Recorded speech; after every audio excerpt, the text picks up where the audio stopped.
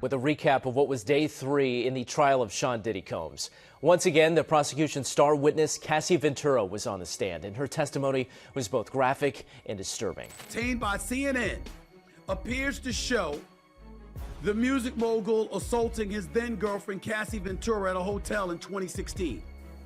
In the video, Combs can be seen striking and kicking Ventura as she tried to leave. I have the video right in front of me. What words from Cassie's lips sent shockwaves through the courtroom, pushed Diddy to the edge of a life sentence, and left his daughter reeling, sick with dread. The federal trial of Sean Diddy Combs is a spectacle unfolding in real time, a whirlwind of stunning revelations centered on one pivotal figure. Cassie Ventura, once Diddy's lover and now one of his fiercest accusers, took the stand as the prosecution's linchpin. Was she prepared? Beyond prepared, she radiated unshakable confidence, ready to unravel a story that would haunt everyone in that room. Cassie didn't just testify, she dragged the court into the depths of a personal hell she endured as Diddy's girlfriend.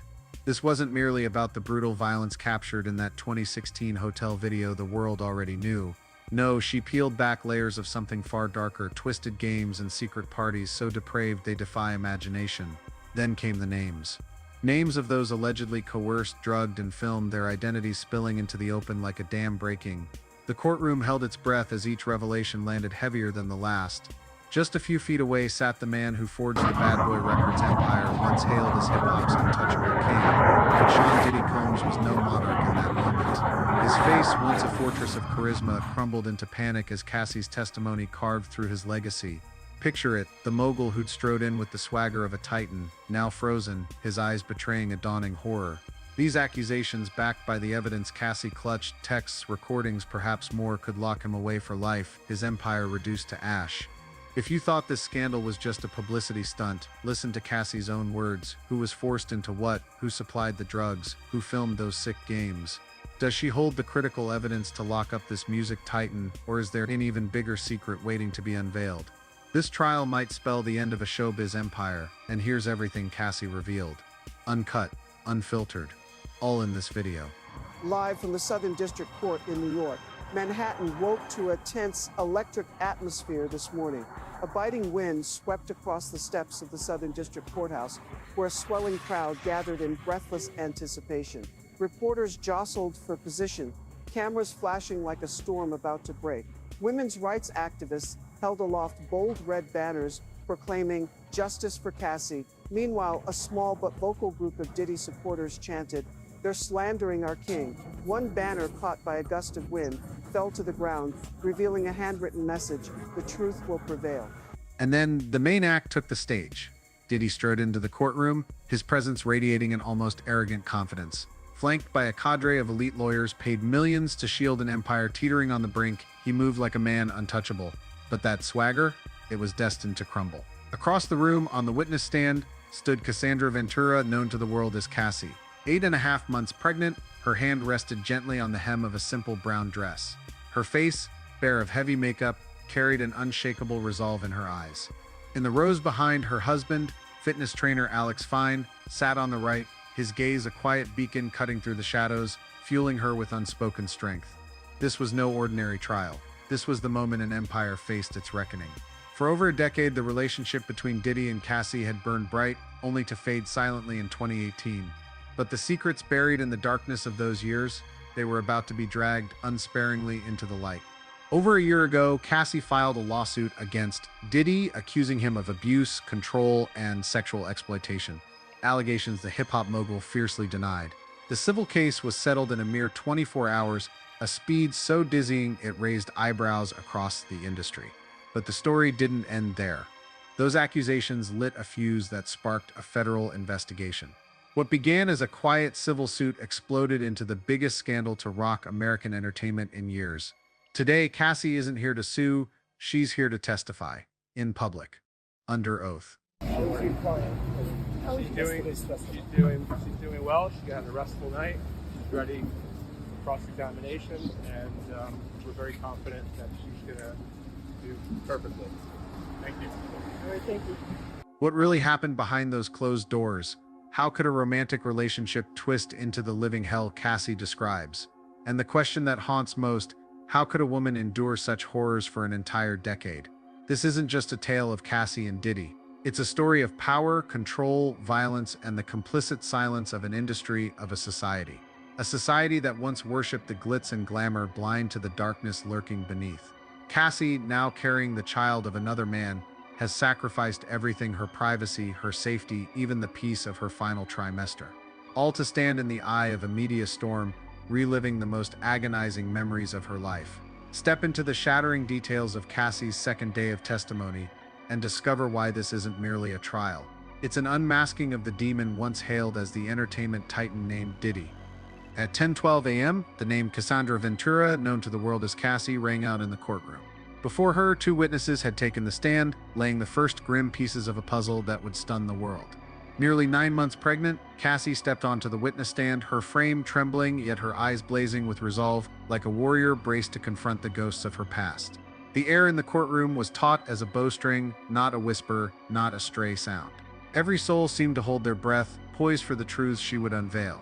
Everyone was leaning in and focusing and watching this video. Literally, you can hear a pin drop in that courtroom. The panel of jurors began with gentle questions, as if to steady Cassie before plunging into the heart-wrenching details that lay ahead. How old are you? 38. What is your work? Musician and entertainer. How long were you with Sean? 10 years. 10 years, a decade trapped in a living hell.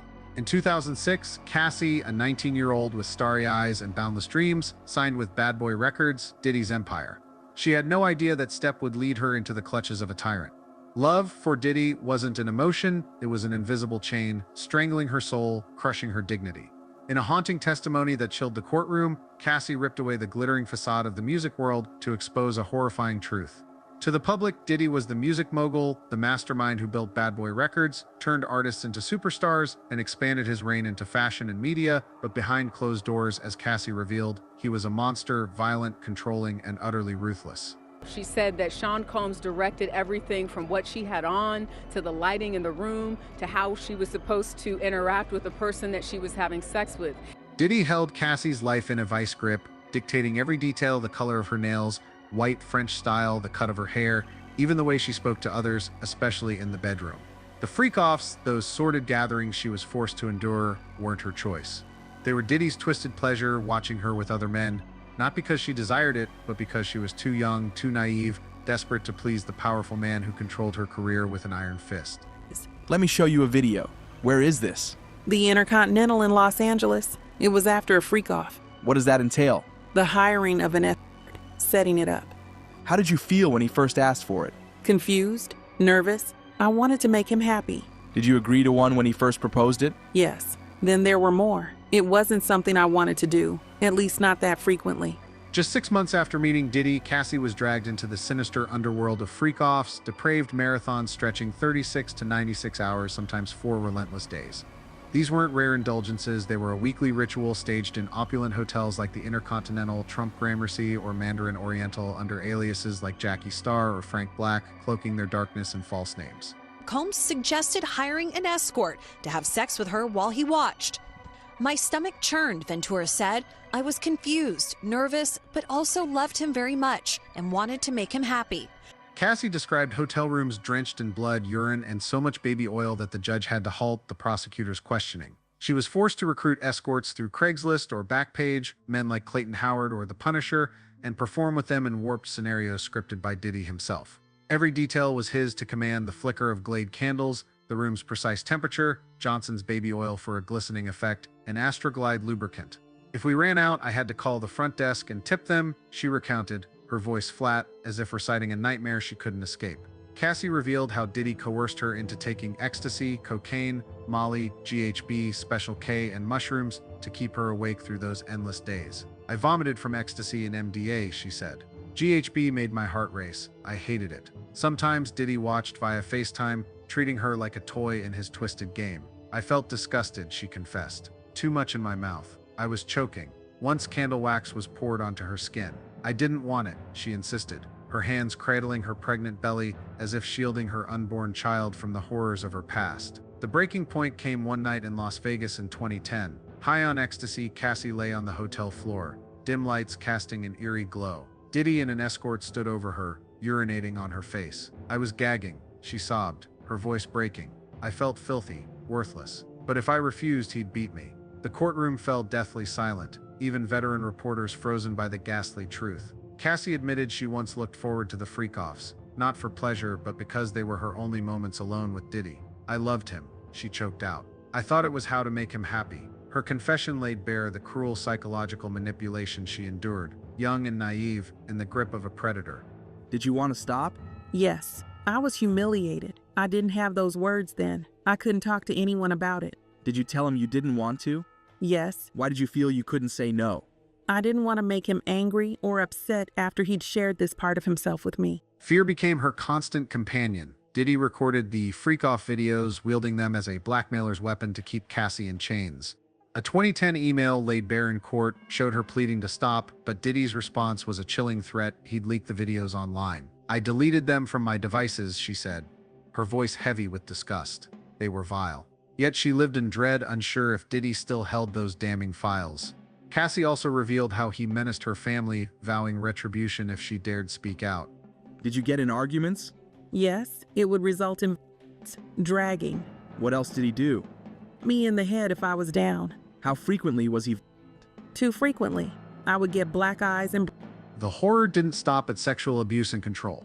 For 10 long years, violence was Cassie's constant shadow. Where he would mash my head, knock me over, drag me, kick me.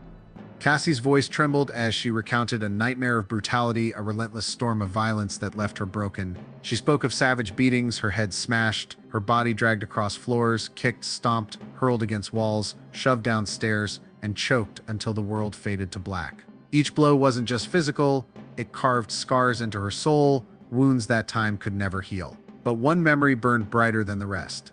A haunting nightmare from 2012 at the Four Seasons Hotel that Cassie said she'd carry forever. It started innocently enough, an industry after-party buzzing with music and power. Then Diddy's rage ignited. Why? Because Cassie dared to speak to another music executive. That famous red carpet smile vanished, replaced by a snarl. He grabbed her arm so hard it left marks, hissing threats in her ear while flashing charm to the crowd. Picture it.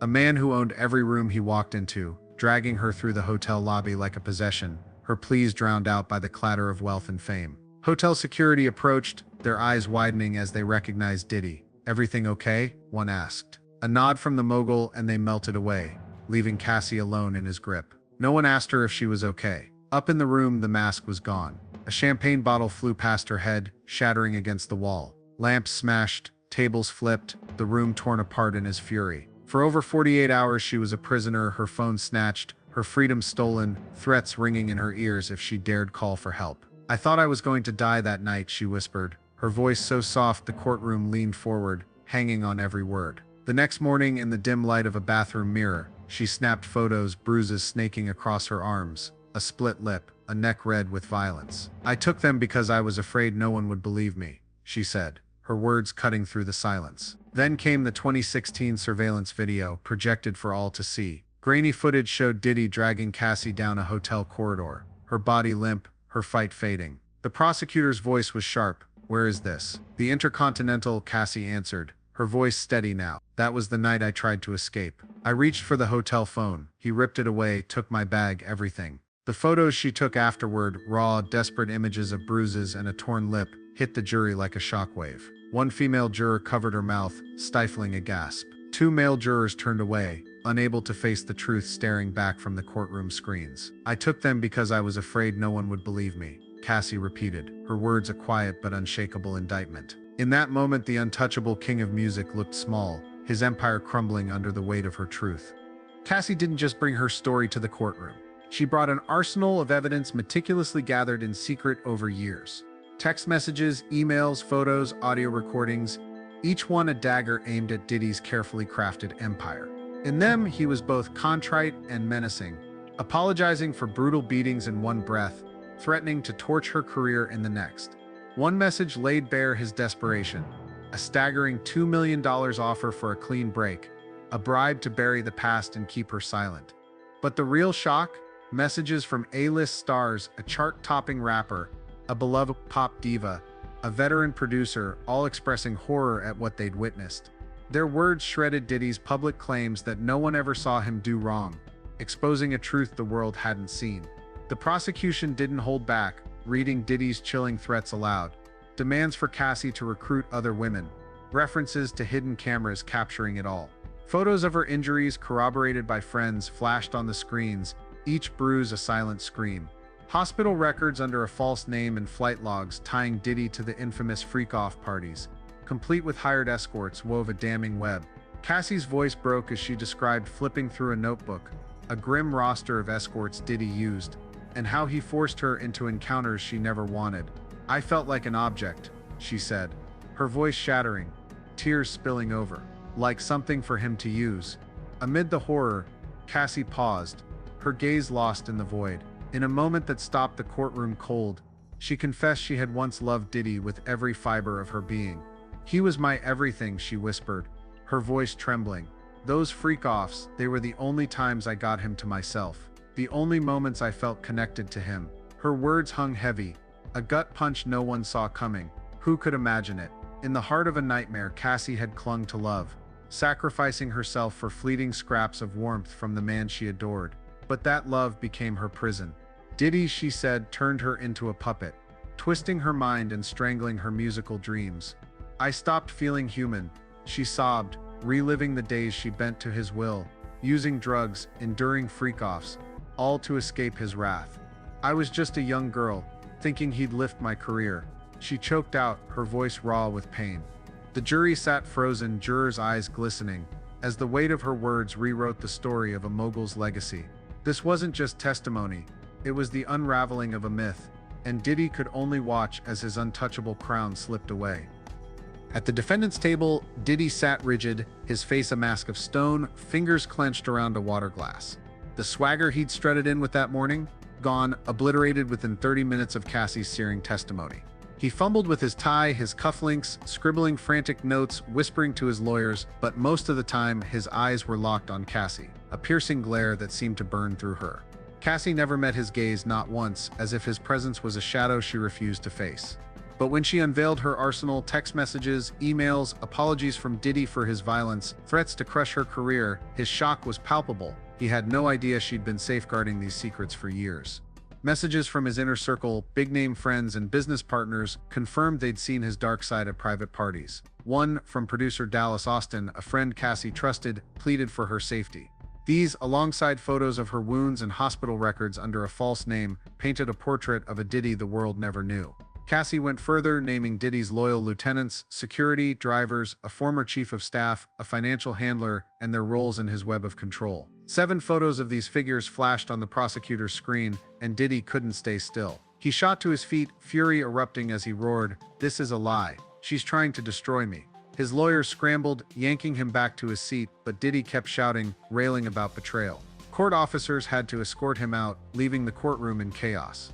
Behind him, his daughters, seated near the defense, fled in tears, unable to stomach the horrific details. Diddy's legal team, led by the sharp-tongued Tenny Garagos, fought to claw back control. They argued the 2016 video showed jealousy, not sex trafficking, and painted Cassie as a willing participant in Diddy's lavish lifestyle, driven by greed, like the $20 million civil settlement she'd secured. They hammered her drug use, questioning her memory's reliability, and pointed to date discrepancies. They called a former assistant of Cassie's to the stand, only for prosecutors to expose the witness's payments from Diddy. Cassie admitted drugs and sex were central to their relationship, but stood firm on her claims of abuse and rape, including a 2018 assault. A text from her seemed to align with Diddy, but she explained, "I sent it because I feared what he'd do." When Garagos pressed, "Why didn't you leave?" Cassie's answer silenced the room, "Because he threatened my mother would disappear." Garagos froze, and jurors exchanged glances, the weight of her words sinking in. Outside, the internet exploded. A post from Alex Fine, hailing Cassie as the strongest woman, racked up 2 million shares. Diddy's PR machine fired back, branding Cassie a schemer. But in the courtroom, his once loyal entourage began to slip away.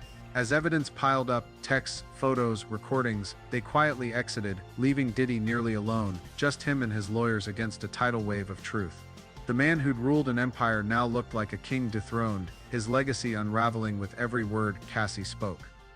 Cassie's testimony stretched beyond 4 grueling hours, punctuated by pauses as her pregnancy weighed on her. Tears streamed down her face as she spoke of the freak-offs and the misguided love she once poured into Diddy, the man she called Pop Pop, who nicknamed her CC. "I did it to make him happy," she said, her voice breaking, raw with emotion. Now nearing 40, she looked back on a younger self, trapped, powerless, a girl stripped of control. "I thought I'd never escape," she confessed, "but today I'm done staying silent." The prosecutors hammered the stark power imbalance. Cassie, a 19-year-old aspiring singer, pitted against Diddy, a 37-year-old titan who held her career and finances in his grip. They unveiled evidence of Diddy's inner circle, bodyguards, and HR chief enablers who helped him tighten his control. "If I didn't answer his call right away, someone would show up," Cassie said, her voice trembling as she glanced at photos of the guards. The prosecution's case was clear. This wasn't just domestic abuse, but a criminal enterprise, with Diddy at its core wielding fame and power to orchestrate a 2-decade web of exploitation.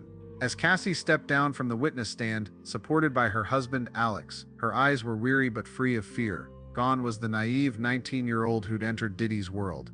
Today, she's a wife, a mother, expecting her 3rd child, living a quiet life with Alex, who often shares his love for her on Instagram. "She's the greatest mother," he once posted, and now in the courtroom, he was her rock, unwavering at her side. The Cassie of 2025 is a far cry from the Cassie of 2006, a rising R&B star once compared to Ciara and Rihanna. Her debut album, produced by Ryan Leslie, cracked the top 20, but then, nothing. "I kept waiting," she said in her testimony, "but the freak-offs held my career hostage." A 10-album deal with Bad Boy Records yielded just 1 release, and Cassie faded from the spotlight, resurfacing only briefly on red carpets or in a Nicki Minaj track 6 years later. Beyond the courtroom, social media erupted. Hashtags like Cassie Speaks and Diddy Trial trended worldwide. Artists like Kalani demanded the music industry take accountability, while rumors swirled about others like Meek Mill allegedly tied to the freak-offs, though no concrete evidence has emerged. But inside the courtroom, Cassie was the focal point. Alex's gaze never left her, a beacon of light piercing the darkness of her past, guiding her through the storm of memories. The story of Cassie and Diddy is a stark warning. Not every relationship draped in glamour is true love. When power is twisted to control and suffocate another, it ceases to be love, it becomes oppression. Cassie made the courageous choice to step out of the shadows and speak her truth, not just for herself, but for thousands of silent victims still trapped. And once the wheels of justice begin to turn, they don't stop easily. As day 2 of the trial drew to a close, the man who strode into the courtroom as music's untouchable king left looking like a defeated general. His security team, once a fortress around him, couldn't shield him from the storm that raged inside that courtroom. The evidence, the testimony, the recordings, they painted a picture no one could unsee. The question now isn't whether Diddy can win this case, but whether his reputation can ever recover from the truths the world heard in that courtroom today.